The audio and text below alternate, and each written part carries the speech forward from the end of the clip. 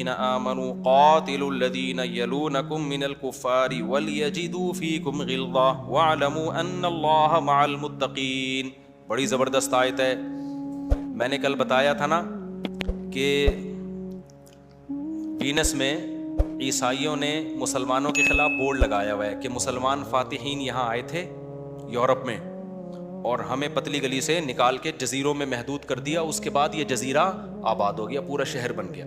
تو ایک negative way میں اس کا میں نے جواب دیا تھا کہ جو مسلمان فاتحین نے عیسائیوں کے علاقوں پہ قبضہ کیا, تو عیسائیوں نے جب ان علاقوں پہ قبضہ کیا تھا وہ کون سا الیکشن کے ذریعے ہوا تھا؟ وہ یہودیوں کو مار کے بھگایا تھا وہاں سے. تلوار لے کے چڑھے تھے کس پہ؟ یہودیوں پہ. یہودی کہیں گے اس کا مطلب ہم پہ ظلم ہوا ہے, تلوار کی زور سے ہم سے یہ علاقے چھینے گئے ہیں. تو ہم کہتے ہیں ایکسکیوز می سر, آپ لوگوں نے کون سا الیکشن کے ذریعے یا لوگوں نے آپ کو بلایا تھا کہ کائنڈلی ہم سے حکومت ہو نہیں رہی, آپ آ کے ہمارے علاقے سنبھال لیں. اتنا تمیز والا کبھی دنیا میں بندہ دیکھا آپ نے کہ جی میرا ملک مجھ سے کنٹرول میں نہیں آ رہا, تو ساتھ والے ملک کو چاہیے کہ کائنڈلی وہ مودی کہے کہ جی میں کنٹرول نہیں کر پا رہا تو پاکستان کنٹرول کر لے. کبھی ایسا ہوتا ہے؟ ایسا کریں گے کوئی بھی نہیں آئے گا. تو یہودیوں نے جو ان علاقوں پہ قبضہ کیا, آگے پوری آیتیں آئیں گی انشاءاللہ, کیسے سلیمان علیہ السلام نے گھوڑے دوڑائے اور کیسے داؤد علیہ السلام نے, اور بڑی بڑی وہ بھی تلوار کی زور پہ ہی ہوا ہے. تو بات یہ ہے کہ اب تو یونائٹڈ نیشن کا ایگریمنٹ ہو گیا, اب اس لیے ایک ملک دوسرے ملک پہ چڑھائی نہیں کر سکتا, ساری دنیا کا معاہدہ ہو گیا نا. اور ویسے بھی مسلمان میں اب چڑھائی کی طاقت بھی نہیں ہے, اچھا ہی ہو گیا, معاہدہ ہو گیا. وجہ اس کی ہے کہ ہم اگر کسی ملک پہ, ویسے پاکستان اگر چڑھائی کرتا ہے تو پاکستان اگر کسی ملک پہ چڑھائی کرے گا بھی نا, تو مسئلہ یہ ہے کہ وہ اتنی, جیسے اس نے کیا تھا نا صدام حسین نے, تو 27 ممالک اس کے خلاف آ گئے اور صدام حسین ہی کو لٹکا دیا.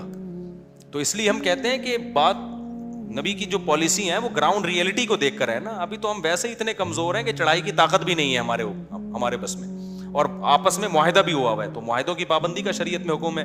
باقی اس پہ ڈیٹیل پہ پھر کسی وقت بیان کروں گا, ابھی موقع نہیں ہے. ابھی تو میں صرف یہ بتا رہا ہوں کہ ماضی میں جو کچھ ہوتا رہا ہے وہ کیا ہوا ہے. تو قرآن کی اس آیت میں اللہ تعالیٰ نے مسلمانوں کو اقدامی جہاد کا حکم دیا. جہاد کی 2 قسمیں ہیں, ایک ہے ڈیفنس میں لڑنا, ایک ہے ڈیفنس میں نہیں لڑنا بلکہ خود سے کسی پہ حملہ کرنا. تو شروع میں تو جو اسلام میں لڑائیاں ہوئی ہیں وہ ڈیفنس میں, جیسے غزوہ بدر تو ایک اتفاقی لڑائی تھی. پھر غزوہ احد ہوئی, اس میں مشرکین نے حملہ کیا, صحابہ نے کیا کیا؟ دفاع کیا ہے. پھر غزوہ خندق, مشرکین نے چاروں طرف سے گھیر لیا, صحابہ نے کیا کیا؟ صرف دفاع کیا ہے. اسی طرح صلح حدیبیہ میں بھی آپ صلی اللہ علیہ وسلم نے جنگ کو ٹالا ہے. جنگ ٹلے کسی طریقے سے, ہمیں دعوت کا موقع ملے. لیکن صلح حدیبیہ کے بعد نبی صلی اللہ علیہ وسلم نے مختلف بادشاہوں کو خطوط لکھے دنیا بھر میں, اور اس میں ان کو پیغام دے دیا کہ ہماری اس دعوت کے پیچھے کیا ہے؟ تلوار ہے. اسلم تسلم, اسلام قبول کر لو گے تو بخشش ہو جائے گی, اسلام قبول نہیں کرتے تو پھر محفوظ نہیں ہو, پھر ہمارا تم سے کوئی ایگریمنٹ نہیں ہے, فوجیں لے کے چڑھ جائیں گے ہم. آپ نبی کے ویژن کا اندازہ لگاؤ, اتنی سی ریاست ہے مدینہ کی, چند لوگ ہیں, خطوط کس کو لکھے جاتے ہیں؟ ہرقل کو, بادشاہ کو لکھا جا رہا ہے, روم کے بادشاہ کو لکھا جا رہا ہے, فارس اور ایران کے بادشاہ کو, جو بڑی بڑی پاورفل ریاستیں. روم کا بادشاہ تو بہت ہی بڑی چیز تھا, وہ جیسے آج سپر پاور امریکہ سمجھا جاتا ہے نا, تو یہ امریکہ بھی اس کے مقابلے میں کچھ نہیں تھا, کیونکہ پورا یورپ, ترکی, استنبول, پھر رشیا کی بہت ساری ریاستیں, یہ ساری اس کے ماتحت تھیں. اتنے بڑے بادشاہ کو خط لکھا جا رہا ہے ایک یتیم کی طرف سے, جو لڑائیوں بند کرنے کے معاہدے کر رہے ہیں کہ بھائی ابھی ہم کمزور ہیں, لڑ نہیں سکتے, لیکن آگے ان کو بتایا جا رہا ہے کہ آنے والے ہیں, صبر کرو, ٹھیک ہے نا, آنے والے ہیں. اس پر بہت سے غیر مسلم لوگ کہتے ہیں کہ یہ تو آپ ریاست کے لیے کر رہے ہو نا, یہ تو آپ کو چاہیے, حکومت چاہیے, ریاست کے لیے اس ملک پہ حملہ کر رہے ہو. اگر ریاست کے لیے حملہ کر رہے ہوتے تو پھر یوں خط لکھتے کہ تم مسلمان ہو یا نہ ہو, ہمیں تمہارا علاقہ بہرحال چاہیے. نا نا نا نا, اس میں آپشن دیا جا رہا ہے, اگر تم توحید کے راستے کو اختیار کر لیتے ہو, اللہ کے نظام کو زمین پہ نافذ کر دیتے ہو, تو پھر ہمارا تم سے کوئی اختلاف نہیں ہے، نہ ہم تم سے ریاست چھینیں گے، ادھر کے بادشاہ تم ہی ہو، ہمیں مقصد سے مطلب ہے، ذریعہ مقصد ہمارا مقصد نہیں ہے۔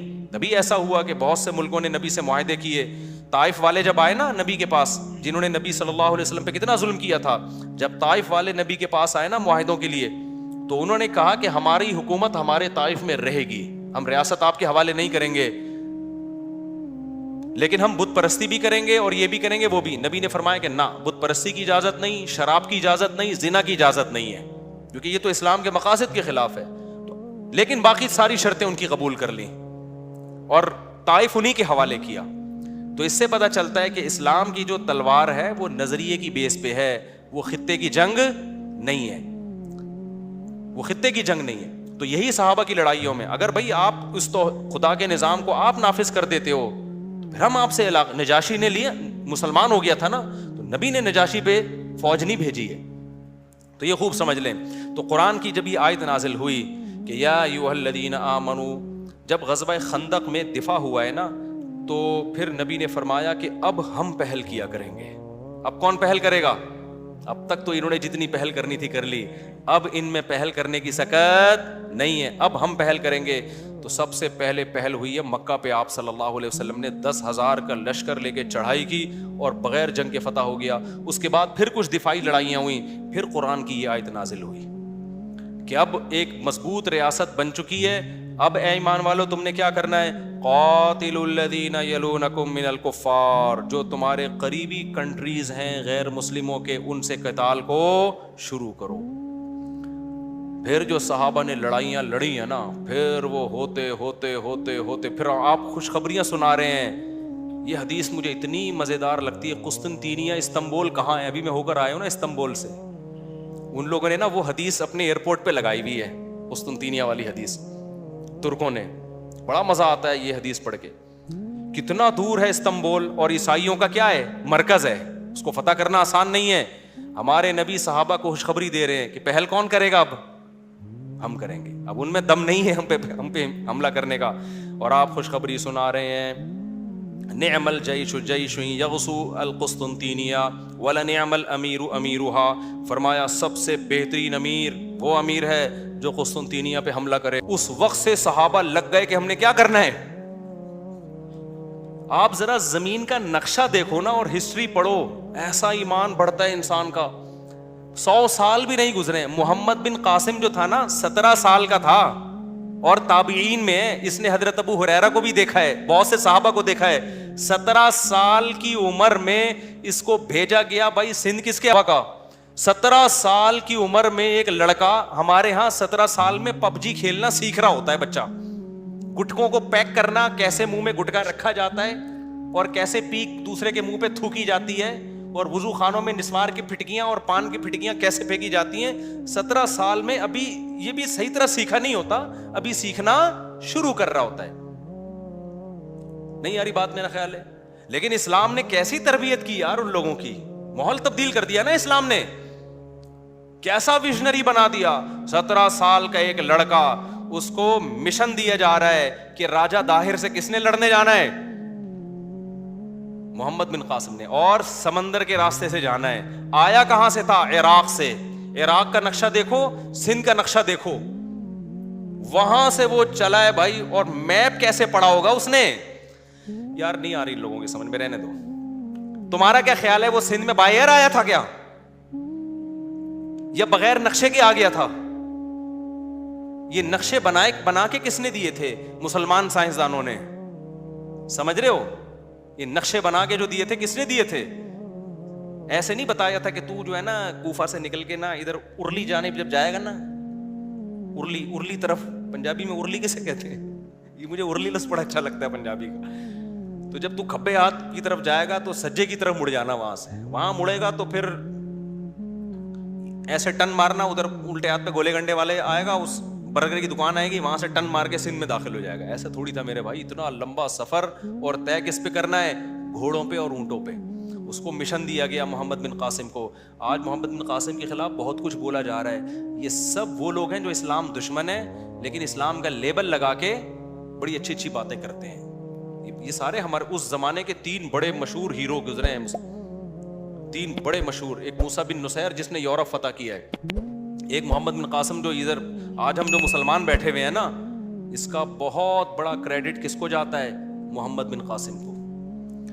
تو اور یہ سندھ کے لیے بڑی فضیلت کی بات ہے کہ اس پورے بر صغیر میں دہلی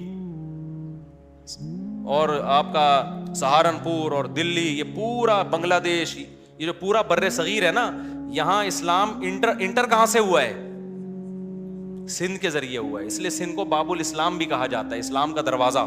یہاں سے دیبل کے راستے سے, آج بھی پورٹ قاسم کے قریب ہے نا, نام بھی اس کا پورٹ قاسم رکھا ہوا ہے, شکر ہے کوئی اچھا نام رکھا تاکہ یاد رہے.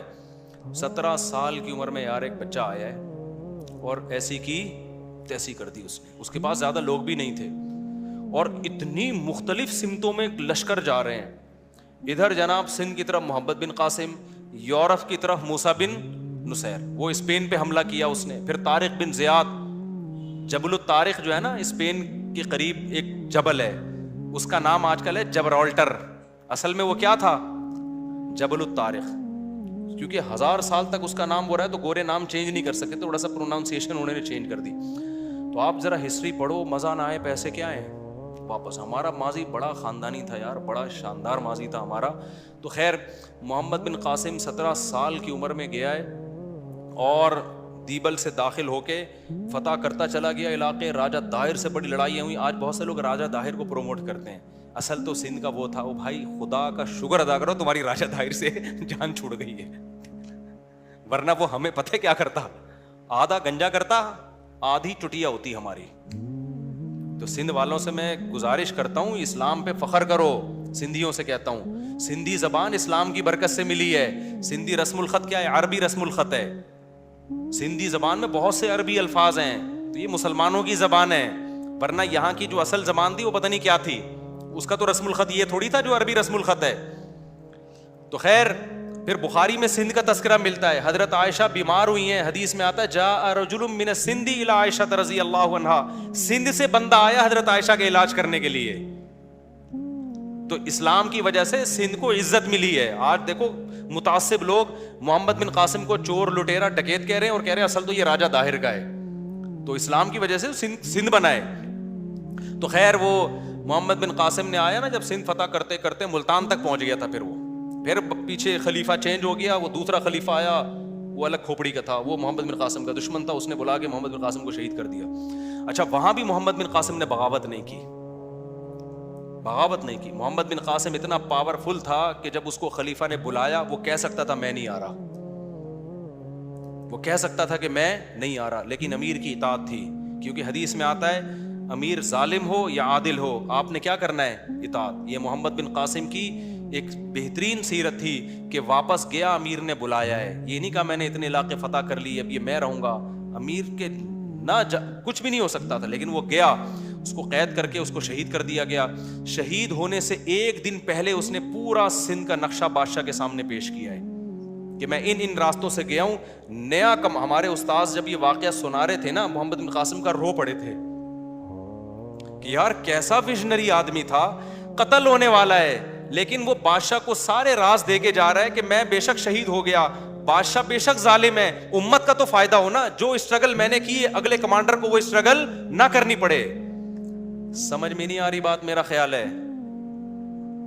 وہ اپنے ذاتی مفاد نہیں دیکھ رہا تھا کہ بھائی میں کیوں دوں نقشے تمہیں, میں نے تو چھپا لیے, میں کہاں کہاں سے گیا, کیا کیا کیا, اب تو علاقے فتح میں نے کیے, حکومت کوئی اور کرے گا تو میں کیوں کرنے دوں. نا نا نا نا, محمد بن قاسم نے نا سارے راز بادشاہ کے سامنے پیش کر دی.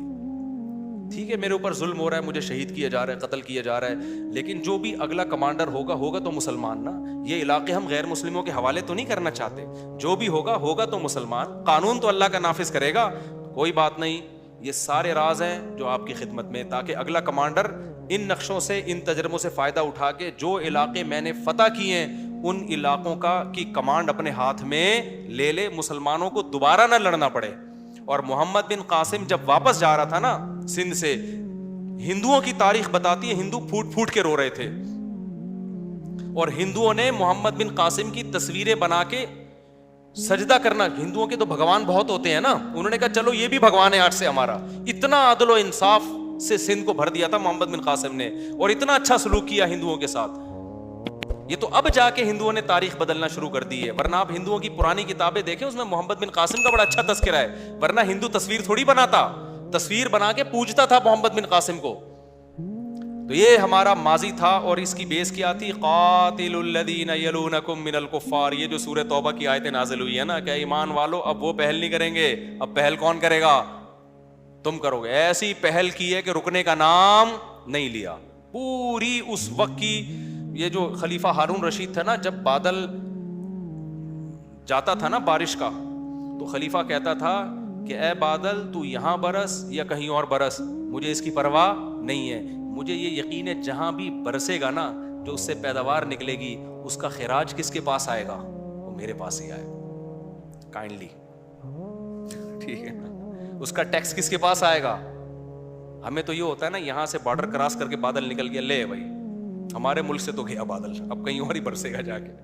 بلکہ کراچی والوں کو اس پہ افسوس ہو رہا ہے, سکھر میں کیوں برس رہا ہے, سکھر والوں کو اس پہ ہو رہا ہے, حیدرآباد میں کیوں برس رہا ہے. تو خلیفہ ہمارا کہا کرتا تھا کہ وہاں جہاں بھی جا کے برس لے, ہمارے لیے کوئی ٹینشن کی بات نہیں. یہ 100 سال کے اندر اندر ہوا ہے یہ سارا کام.